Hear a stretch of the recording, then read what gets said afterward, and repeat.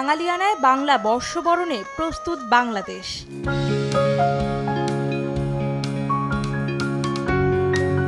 ঈদের কয়েকদিন পরই বৈশাখের আগমন, তাই ক্রেতা সমাগম কিছুটা কম থাকলেও বিপণী বিতানগুলোতে প্রস্তুতি রয়েছে চোখে পড়ার মতো।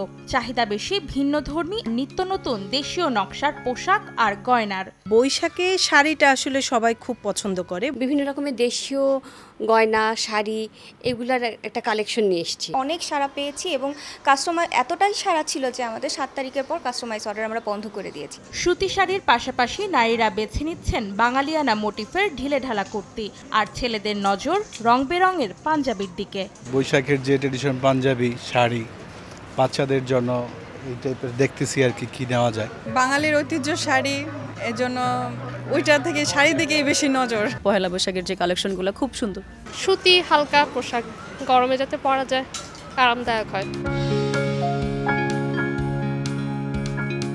নতুন বছরে বাঙালিয়ানায় ঘর সাজাতেও পছন্দ করছেন অনেকে। রিক্সা পেইন্টিংয়ের নকশায় বাঁশ আর কাঠের তৈরি নান্দনিক শোপিস দেয়ালচিত্রকে প্রাধান্য দিচ্ছেন কেউ কেউ।